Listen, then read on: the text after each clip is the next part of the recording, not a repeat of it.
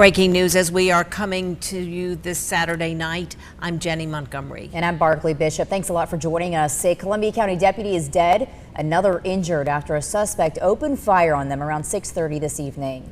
This all happened near exit 194, that's Bel Air Road on Interstate 20 westbound. Investigators say the suspect fled the scene in an RV, which was quickly surrounded by deputies. And that suspect is identified as James Blake Montgomery. Investigators say deputies were serving a warrant when Montgomery opened fire on them. News Channel 6's Hannah McDonald is live from where it all happened tonight. She's been covering this since the news broke this evening. And Hannah, you are learning more about this incident tonight.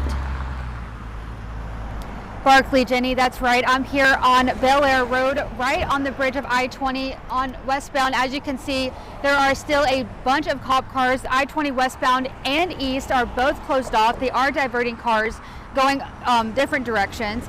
Investigators say James Blake Montgomery was being served a temporary protective order when he shot the two unidentified deputies. He then went inside of an RV where there was a standoff. Officers from GSP, Richmond, and Columbia counties, as well as drones and helicopters, were all called in for backup. I spoke with the suspect's former brother-in-law shortly after the incident. This isn't the Blake that I knew. I haven't talked to him in quite some time, but this isn't the person that I knew. And I don't defend him because this is undefendable. And inexcusable, but the person I knew back then this wasn't him. Something has changed in him for him to do this. I would love for people to just remember that he has a child and he has a family that's here locally, and so do the officers as well, but we're all hurting. And yeah, it could have been prevented, but unfortunately it wasn't. So there's people on both ends that are hurting. That standoff does appear to be over tonight, but we do not have any official word on the resolution. We are told that Sheriff Clay Whittle will not be giving any interviews tonight.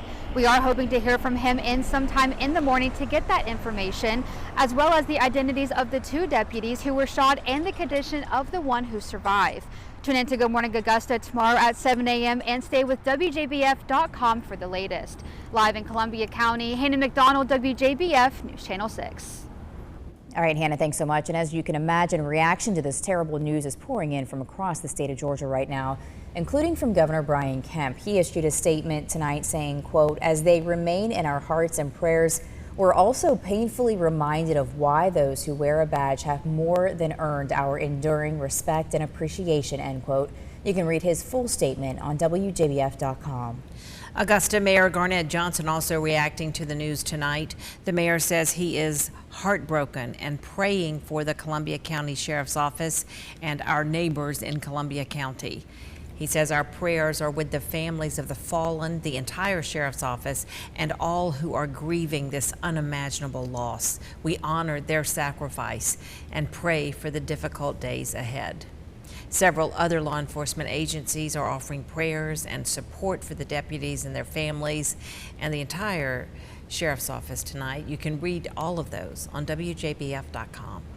The Georgia Department of Transportation is also issuing notice tonight that all lanes of I-20 near exit 194, that's the Bel Air Road exit, they are shut down until further notice. A detour is set up at exit 190, that is the Horizon South Parkway Lewiston Road exit. For the latest information, you can go to GDOT's 511 website. You can find that at WJBF.com as well.